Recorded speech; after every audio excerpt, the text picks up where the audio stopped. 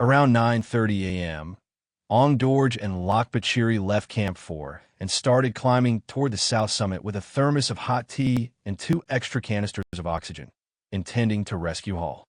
They faced an exceedingly formidable task. As astounding and courageous as Boo Creeve's rescue of Sandy Pittman and Charlotte Fox had been the night before, it paled in comparison to what the 2 Sherpas were proposing to do now. Pittman and Fox had been a 20-minute walk from the tents over relatively flat ground.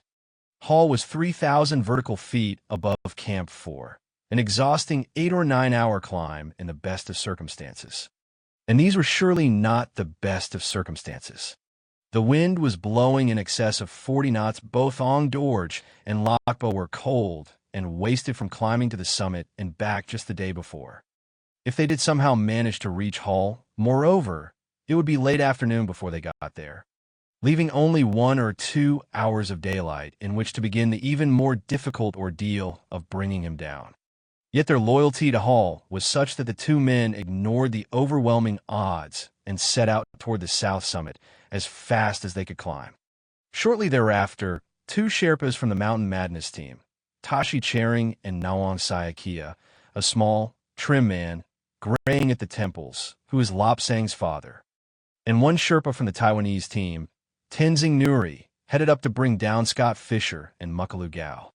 1,200 feet above the south col, the trio of Sherpas found the incapacitated climbers on the ledge where Lopsang had left them. Although they tried to give Fisher oxygen, he was unresponsive. Scott was still breathing, barely, but his eyes were fixed in their sockets, and his teeth were tightly clenched.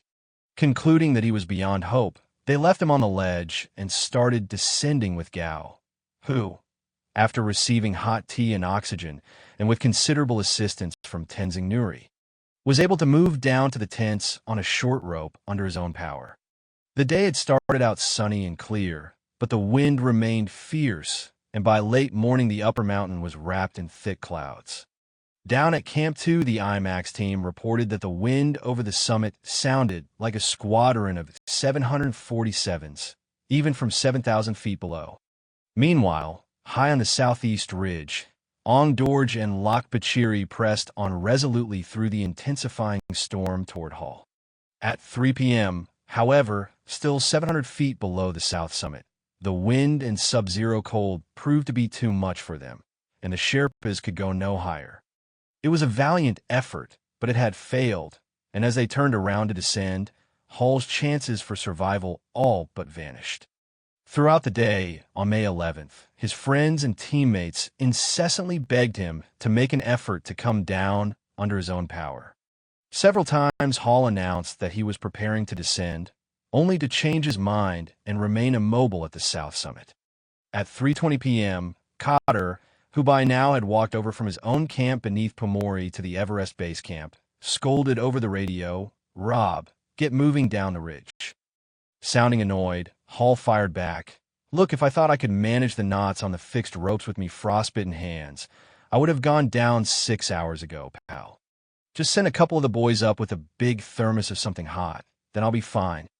Thing is, mate, the lads who went up today encountered some high winds and had to turn around," Cotter replied, trying to convey as delicately as possible that the rescue attempt had been abandoned.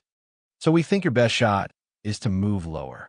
I can last another night here if you send up a couple of boys with some Sherpa tea, first thing in the morning, no later than 9:30 or 10, Rob answered. "You're a tough man, big guy," said Cotter, his voice quavering. "We'll send some boys up to you in the morning." At 6:20 p.m., Cotter contacted Hall to tell him that Jan Arnold was on the satellite phone from Christchurch and was waiting to be patched through. "Give me a minute," Rob said. "Me mouth's dry. I want to eat a bit of snow before I talk to her." A little later he came back on and rasped in a slow, horribly distorted voice, "Hi, my sweetheart. I hope you're tucked up in a nice warm bed. How are you doing? I can't tell you how much I'm thinking about you." Arnold replied, "You sound so much better than I expected. Are you warm, my darling?" In the context of the altitude, the setting, "I'm reasonably comfortable," Hall answered, doing his best not to alarm her. "How are your feet?" "I haven't taken me boots off to check, but I think I may have a bit of frostbite." I'm looking forward to making you completely better when you come home, said Arnold. I just know you're going to be rescued. Don't feel that you're alone. I'm sending all my positive energy your way. Before signing off, Hall told his wife, I love you. Sleep well, my sweetheart. Please don't worry too much. These would be the last words anyone would hear him speak. Attempts to make radio contact with Hall later that night, and the next day, went unanswered.